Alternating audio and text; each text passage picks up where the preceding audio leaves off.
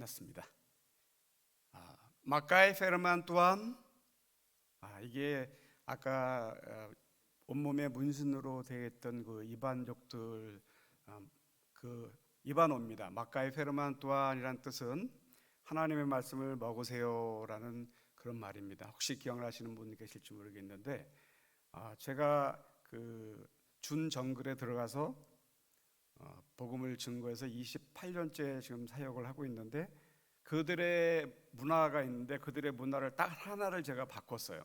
뭐냐면 여러분들 이렇게 보통 우리가 아침에 일어나게 되면 첫 인사가 뭐라고 인사하죠? 안녕히 주무셨어요 이렇게 인사하지 않습니까? 한국은 밤새 무사하셨어요. 예전에는 먹을 것이 없어서 혹시 굶어 죽지는 않았나 그래서 밤새 무사하셨어요 이렇게 인사를 합니다.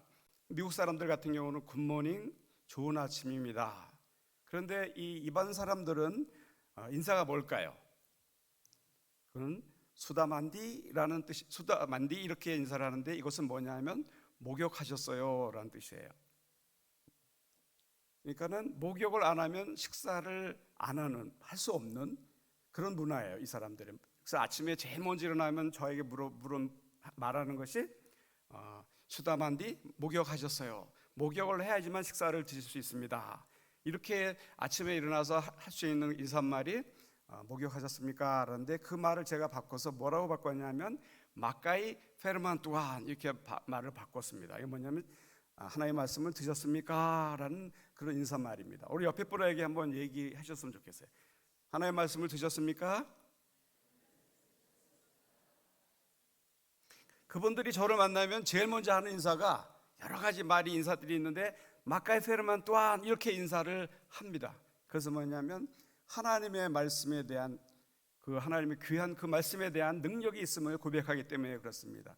히브리서 4장 12절에 하나님의 말씀은 살았고 운동력이 있어 좌우에 낯선 어떤 검보다도 예리하며 혼과 영과 및 관절과 골수를 찔러 쪼개게까지 하며 또 마음의 생각과 뜻을 감찰하나니 이렇게 말씀하고 있습니다. 요한복음 1장 1절에도 이렇게 말씀하고 있습니다. 태초에 말씀이 계시니라 이 말씀이 하나님과 함께 계셨으니 이 말씀은 곧 하나님이시다. 말씀이 하나님이시는 것입니다. 그래서 우리가 식사하기 전이나 또 우리가 무슨 일을 하기 전에 하나님의 말씀을 먼저 먹을 때 그 능력 있는 말씀이 우리 삶 가운데 나타나기 때문에 하나님의 말씀을 드십시오라고 인사를 하게 되는 것입니다. 그러면 우리가 하나님의 말씀을 먹어야 되는데 하나님의 말씀을 왜 먹으라고 그렇게 말씀하셨을까? 제가 그렇게 했는데 에스겔서 3장 1절부터 3절에 그가 또 내게 이르시되 인자야 너는 받는 것을 먹으라. 그 말씀을 먹으라. 말씀을 먹었더니 배에 넣고 내 창자에 채우니 그 달기가 굴송이처럼 되구나라고 고백을 하게 됩니다. 정말 신앙생활 10년, 20년, 30년 신앙생활을 했는데 하나님의 말씀이 굴송이처럼 되구나라고 체험하지 못했다면 참으로 안타까운 일입니다. 하나님의 말씀은 우리가 눈으로 읽는 것만이 아니고 하나님의 말씀을 귀로 듣는 것으로는 충족하지 못합니다. 하나님의 말씀을 먹어야 되는 것입니다. 그래서 하나님의 말씀을 먹으십시오 이렇게 얘기합니다. 하나님의 말씀을 먹는 방법을 제가 잠깐 알려드리겠습니다. 저를 한번 따라해 보셨으면 감사하겠습니다. 아멘. 하나님의 말씀을 먹는 방법입니다. 너무나 쉽고 간단합니다. 누구든지 입을 가진 자들은 다 할 수가 있어요. 아멘. 내가 그 말씀 그대로 될 줄로 믿습니다. 내가 그 말씀을 믿습니다. 그 말씀이 내게 이루어지기를 저는 믿습니다 라는 뜻으로 아멘 하게 됩니다. 고린도후서 1장 20절에 하나님의 약속은 얼마든지 그리스도 안에서 예가 되니 그런즉 그로 말미암아 우리가 아멘하여 하나님께 영광을 돌리게 되느니라. 우리가 아멘만 해도 하나님의 말씀에 동의하고 하나님의 말씀을 받아들이고 그대로 뜻이 이루어진다고 믿으면 하나님께 영광을 돌리는 일이기 때문에 하나님의 말씀을 먹으셔야 됩니다. 자, 이제부터 하나님의 말씀을 먹는 자세가 여러분 되어 있습니다. 소리 내지 않으셔도 상관없어요. 그러나 하나님의 말씀이 내 영적으로 내게 들려진다면 그것을 아멘으로 말씀을 잡수시길 바랍니다. 오늘 하나님께서 고린도전서 1장 21절에 있는 말씀을 통해서 말씀하셨는데 하나님의 지혜에 있어서는 이 세상이 자기 지혜로 하나님을 알지 못하므로 하나님께서 전도에 미련한 것으로 믿는 자들을 구원하시는 것을 기뻐하셨도다. 아멘. 하나님의 지혜에 있어서는 이 세상이 자기의 어떤 지혜로도 하나님을 알지 못하기 때문에 하나님께서 전도에 미련한 것으로, 저는 그래서 하나님의 선교, 제가 28년을 선교를 하면서 저희 작은 잎을 하나 가지고 예수 믿으세요 그렇게 얘기한다고 해서 그 영혼이, 죽었던 영혼이 다시 살아날 수 있을까요? 저는 28년 동안 많은 얘기를 합니다. 많은 부족들을 만나고 그들에게 복음을 증거하고 그들이 예수 그리스도를 영접하면 한국의 도움을 받아서 교회를 세우게 되고 지도자를 세우고 교회가 성장하게 만듭니다. 저는 그렇게 생각하면서 내가 많은 사람들의 영혼을 구했구나, 이것이 제 선교의 방법인 거로 생각했습니다. 그러나 저는 그 생각을 버리게 되었어요. 하나님의 선교, 하나님의 전도에 미련한 방법으로 선교하지 아니하면 그것은 잘못된 선교라는 것을 제가 깨닫게 되었습니다. 하나님의 선교의 방법대로, 하나님이 원하시는 방법대로 우리는 선교해야 됩니다. 여러분, 하나님이 어떤 분이십니까? 하나님께서는 모든 사람이 구원을 받으며 진리를 아는 데 이르기를 하나님은 원하신다고 하늘의 비밀을 우리에게 알려주신 분이 하나님이셔요. 하나님이 소원을 얘기할 필요가 없지 않습니까? 사람들에게 그냥 마음에 안 들면 노아의 홍수처럼 물로 다 없앨 수도 있고, 또 볼케노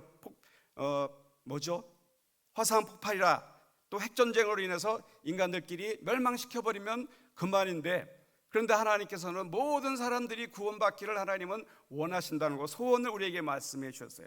그분이 어떤 분이시냐 하면 하나님께서 창세기 1장 말씀하시기를 하나님의 형상을 따라 저와 여러분을 창조하신 분이십니다. 그리고 요한복음 1장 12절에는 영접하는 자, 곧 그 이름을 믿는 자들에게는 하나님의 자녀가 되는 권세를 주셨어요. 하나님을 영접하는 자, 예수 그리스도를 영접하고 그 이름을 믿는 자들에게는 하나님의 자녀가 되는 권세를 주신 분이 하나님이셔요. 그리고 누가복음 15장 31절에 탕자의 비유를 통해서 내 것이 네 것이다 라고 얘기하시는 것, 하나님 것이 우리의 것이다 라고 이렇게 말씀해 주시는 분, 그분이 하나님이신데, 그분이 우리에게 하늘의 비밀을 알려주셨는데, 모든 사람이 구원받으며 진리를 아는 데 이르기를 내가 원한다.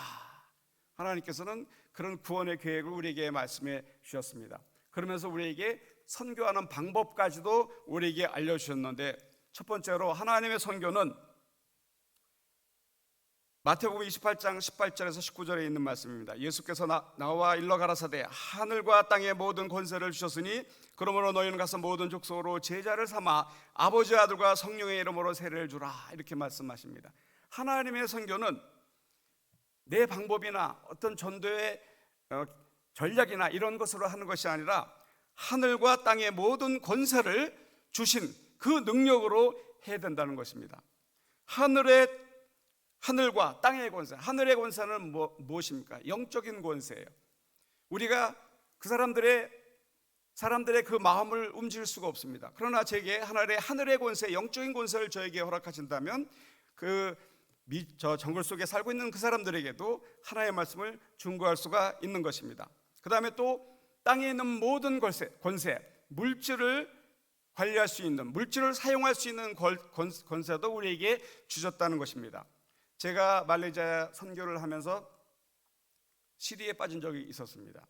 말레이시아 들어갔을 때 한 7년 정도 제가 사역하고 있었을 때 다른 선교사님들하고 비교를 하게 되었어요.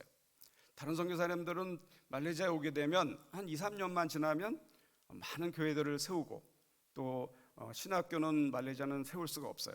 학교 사역을 한다든지 여러 가지 사역들을, 보고들을 많이 보게 되는데, 저는 말레이시아에서 7년을 사역해도 교회 하나를 건축하지 못했어요.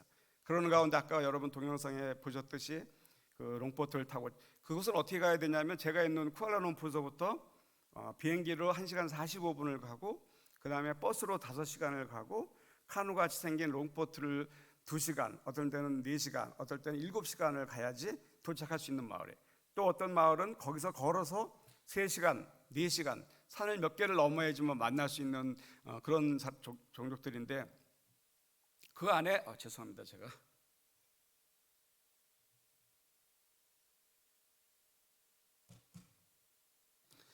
그 사람들에게 복음을 이제 증거하러 들어갔다가 7년 정도 되는 상황 속에서 잠이 들었습니다. 롱하우스라고 그러는데 잠이 들었는데 하나님께서 저의 이름을 계속 부르셔요.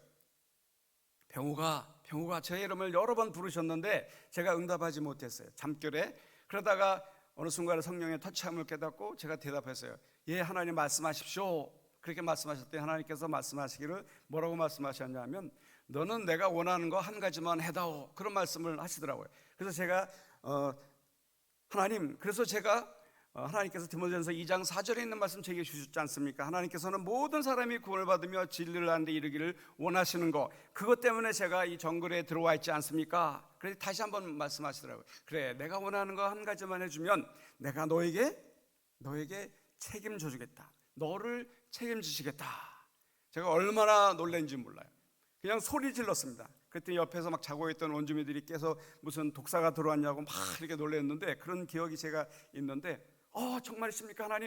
하나님 책임져 주시는 축복을 저에게 허락해 주신, 아브라함은 복의 근원을 주셨지만 저는 하나님께서 책임져 준다는 축복을 제게 허락하셨습니다. 그 이후에 하나님께서 저의 삶을 바꿔 놓으셨어요.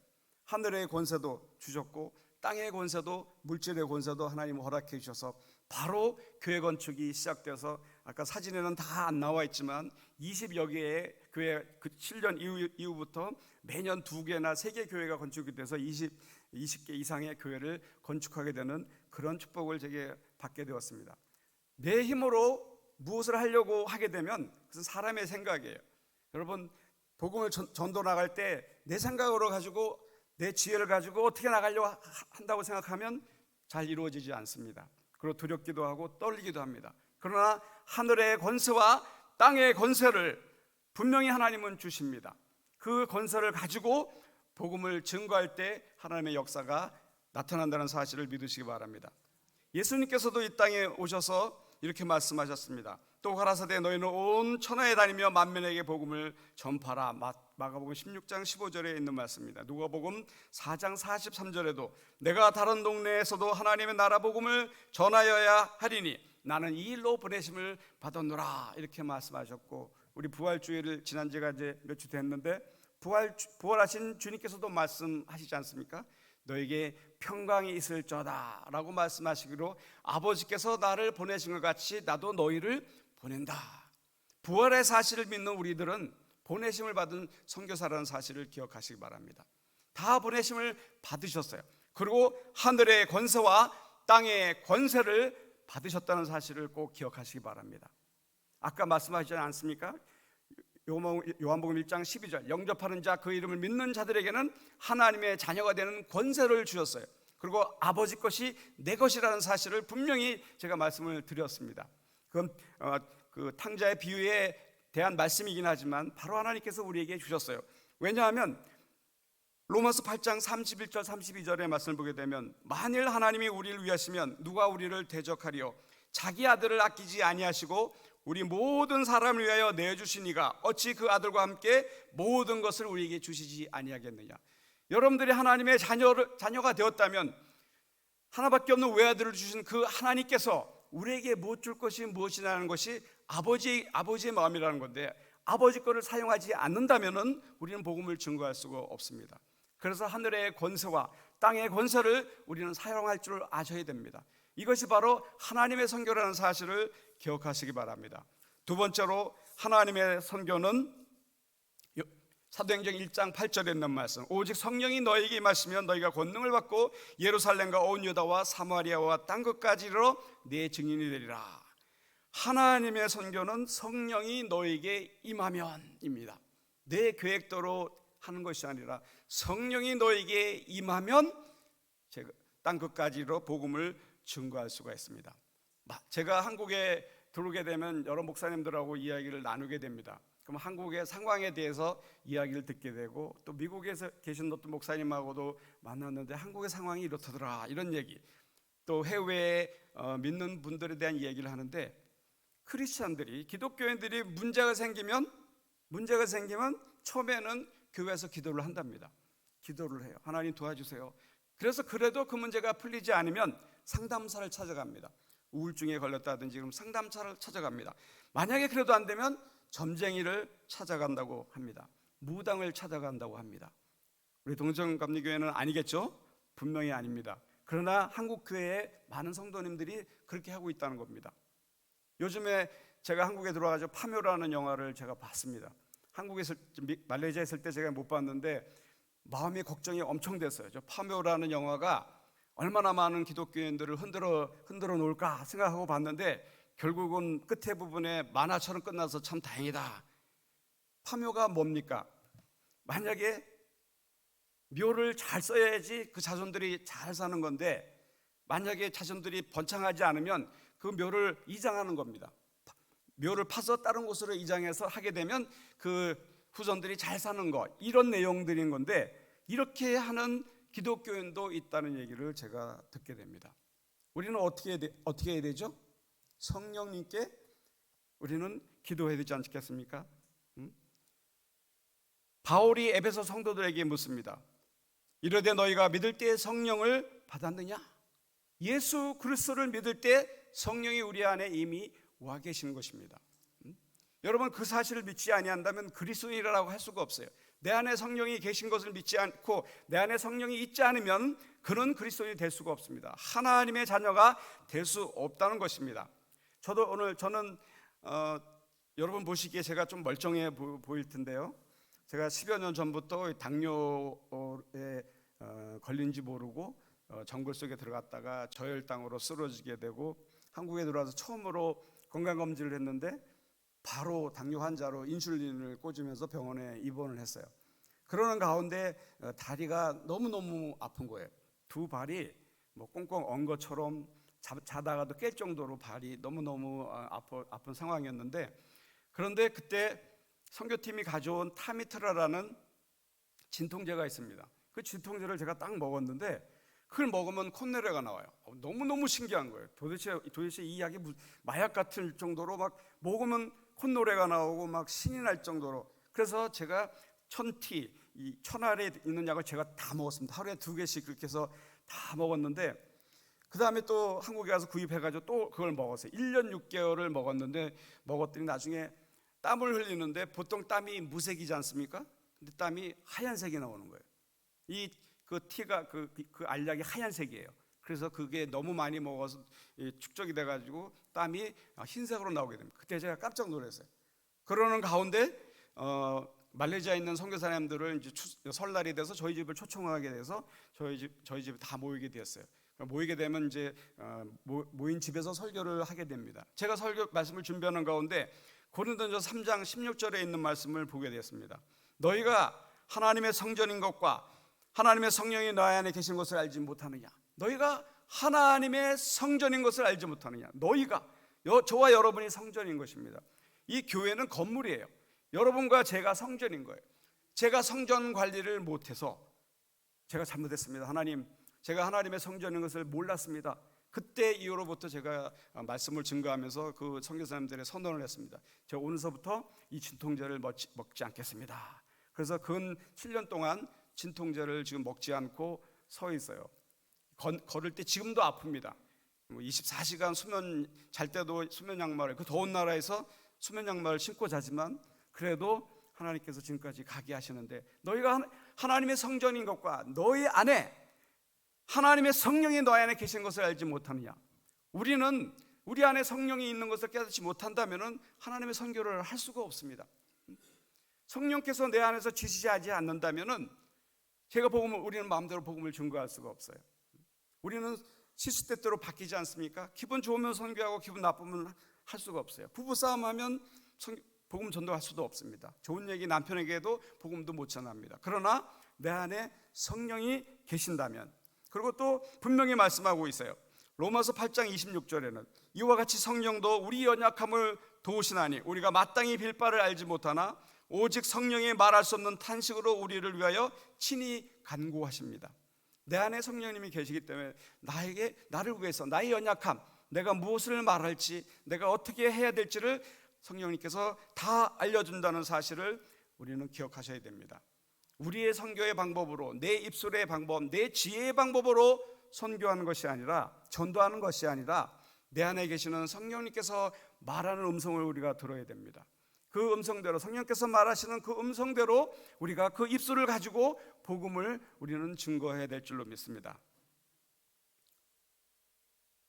저는 아까 그 동영상 중에, 영상 중에 2024년 2월 12일 날 띠사교회라는 교회를 이제 건축하게 됐는데, 저는 이 교회를 건축하면서 얼마나 제가 상처를 받았는지 모릅니다.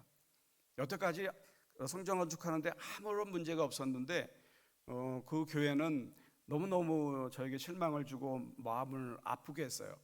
2020년 1월 2일 날 1월 달에 그 기공 예배를 드렸습니다. 기공 예배를 이제 다 드리고 이제 그 건축비 절반을 다 이제 줬어요. 그래서 이제 자체적으로 이제 교회 건축을 하게 되는데, 거의 몇 개월 동안, 뭐 6, 7개월 동안 손을 안 댄 겁니다. 제가 말씀드렸듯이 그곳에 가려면 비행기 타고 버스 타고 롱보트 타고 막 이렇게 가야 되는 마을이기 때문에 쉽게 가가지고 뭐 교회를 건축하는 이걸 관리를 할 수가 없기 때문에, 그래서 몇 개월이 했는데 바로 그 다음에 코로나가 발병하게 되고, 그리고 또 이제 그렇게 되니까 사람들이 건축을 스톱한 겁니다. 보통 그분들이 직접 교회를 건축하게 되면 1년 정도가 걸려요. 그리고 만약에 그 기술자를 사용해서 하게 되면 3개월이면 교회가 완공이 되는데, 4년 가까이 되도록 교회가 형태가 안 나올 정도로, 아까 여러분 보셨듯이 정말 아름다운 교회로 건축됐지만, 코로나가 딱 끝나는 시점 2022년 7월 달인가요? 제가 그곳에 도착하게 된 겁니다. 근 3년이 지난 가운데 도착을 했는데 밑바닥 공사도 안 돼 있는 겁니다. 비록 이제 홍수가 나면 막 이게 다 젖어가지고 2m 이상으로 올려서 이제 교회를 짓는 문제점이 있지만 핑계를 댑니다. 이 사람들은 코로나 기간에 누가 죽었습니다. 코로나 기간에 뭐가 문제가, 경찰이 와가지고 사람들 모이지 못하게 합니다. 이렇게 핑계를 대는 가운데 저는 이제 그만두고 싶었어요. 그냥 건축 안 하고, 또 하필이면 이 건축이 감리교가 아니고 장로교 하는 권사님 두 분이 이제 헌금을 하셔가지고 교회를 건축하는 거기 때문에 저는 너무나 마음에 큰 부담이 생겼어요. 어떻게 4년 동안 교회를 건축을 못하는지 이해가 안 되는 거였습니다. 그때 제가 그랬어요. 그 마을 사람들을 보고, 그럼 제가 기술자를 불러가지고 1개월 안에 완공하겠다. 그랬더니 그분들이 하는 얘기가 안 된다는 거예요. 자기네들이 해야 된다는 거예요. 그럼 어느 정도면 기간이면 되겠느냐? 3개월이면 되겠대요. 그 3개월 후에 가보면 진전이 없어요. 이런 식으로 계속 교회는 안 이루어지는 겁니다.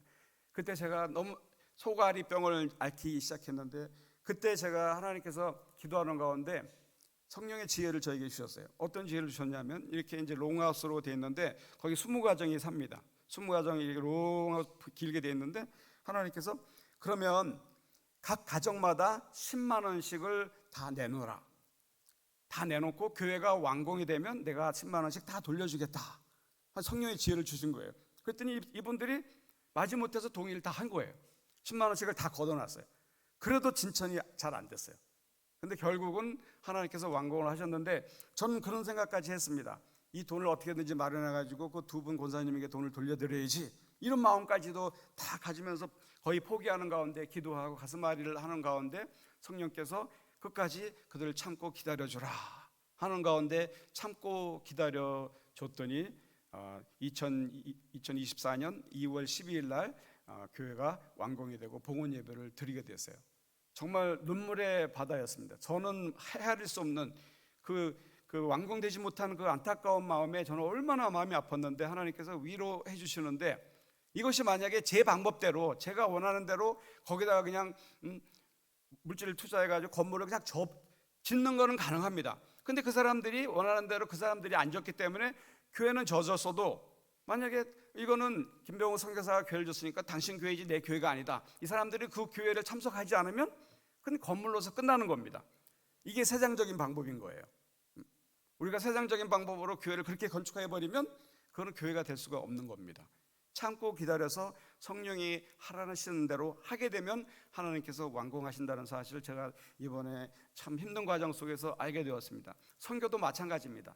여러분도 마찬가지로 여러분 하기 힘드실 때 성령님께 요청하시면 간절한 안타까움으로 먼저 기도하고 계신다는 사실을 믿고 성령님께 의지하신다면 하나님의 선교가 이루어진다는 사실을 기억하시기 바랍니다. 세 번째로, 하나님의 선교는 바울을 통해서 하나님의 선교를 알려주셨습니다. 로마서 1장 14절에 이렇게 말합니다. 헬라인이나 야만인이나 지혜 있는 자나 어리석은 자에게 내가 다 빚진 자라. 하나님의 선교는 복음에 빚진 자의 자세로 복음을 선교하고 전도해야 된다는 겁니다. 아무나에게요. 헬라인이나 이반이 야만인이나 지혜 있는 자나 어리석은 자, 어떤 누구에게도 다 내가 복음에 빚을 진 자의 마음을 가질 때 하나님의 선교가 이루어진다는 사실을 여러분 기억하시기 바랍니다. 여러분 혹시 빚을 졌어요. 누구에게 돈을 빌려줬는데 누구에게 돈을 빌렸습니다. 제가 예를 들어서 제가 이제 우리 이양로 목사님 돈을 제가 1,000만 원을 빌렸는데 갚기로 했어요. 한 달 후에 갚기로 했습니다. 근데 한 달이 지났는데도 제가 못 갚았어요. 또 한 몇 개월이 지났어요. 또 못 갚았어요. 이렇게 그러면은 우리 이 목사님께서 몇 번이나 이제 전화를 하시다가 나중에 화가 나시잖아요. 그리고 돈을 안 갚으면 어떤 사람이 되죠? 제가 나쁜 사람이 되는 겁니다. 나쁜 사람. 뭐 심하게 얘기하면 더 육두 문자를 사용해가지고 더 나쁘게 얘기하지 않습니까? 분명히 그렇지 않아요? 맞습니다, 그렇죠? 그런데 우리는 복음의 빚을 졌는데 그 복음의 빚을 안 갚아도 누구 하나 육두 문자를 사용해가지고 야 이 빚진 나쁜 녀석아 이렇게 얘기하는 사람은 없습니다. 만약에 목사님이 여기 오셔가지고 복음에 빚진 나쁜 사람들아 이렇게 얘기한다면 매번 그 소리를 듣는다면 여러분들은 교회를 다 떠날 것입니다. 그런데 우리는 복음에 빚진 자라는 사실을 기억하시기 바랍니다. 누구에게나 헬라인이나 야만인이나 지혜 있는 자나 어리석은 자에게 다 우리는 복음에 빚진 사람이라는 사실을 마음에 담으시고 하나님의 선교를 이루시기 바랍니다. 로마서 10장 13절에 있는 말씀입니다. 누구든지 주의 이름을 부르는 자는 구원을 얻으리라. 그런즉 저희가 믿지 아니하는 일을 어찌 부르리요? 듣지도 못한 일을 어찌 믿으리요? 전파하는 자가 없이 어찌 들으리요? 보내심을 받지 아니하였으면 어찌 전파하리요? 기록된 바 아름답도다 좋은 소식을 전하는 자들의 발이함과 같으니라. 우리는 누구든지 주의 이름을 부르는 자는 구원을 얻는 겁니다. 이게 하나님의 약속이에요. 누구든지 주의 이름을 부르는 자, 그 안에 성령님이 들어가셔서 고백하게 되고 우리가 믿음으로 고백하게 되어서 우리는 주님의 자녀가 되고 구원을 받게 되는 것인데, 내가 복음의 빚을 분명히 졌는데 예수 그리스도 우리 말씀을 통해서 누구에게 복음을 받아서 내가 복음의 빚을 졌는데 그 빚을 고스란히 안고 주님이 재림하셨을 때 천국 간다면 어떨까요? 한번 여러분 생각해 보시기 바랍니다. 복음의 빚을 갚으려는 그 안타까운 마음이 하나님의 선교라는 사실을 기억하시기 바랍니다. 여러분들 다시 한번 말씀을 드립니다. 하나님의 선교는 하늘의 권세와 땅의 권세를 이미 받았습니다. 영접하는 자, 그 아들의 이름을 믿는 자들에게는 하나님의 자녀가 되는 권세, 내 것이 네 것이다. 하늘의 권세와 땅의 권세를 받았고요. 하나님의 선교는 성령이 너에게 임하시면, 성령이 내게 임하시면 땅끝까지 이르러 복음을 증거하는 것이 하나님의 선교이고요. 하나님의 선교는 사도 바울을 통해서 알려주셨는데 복음에 빚진 자의 마음을 갖게 된다면 하나님의 선교를 우리가 하실 줄로 믿습니다. 기도하겠습니다. 하나님 감사합니다.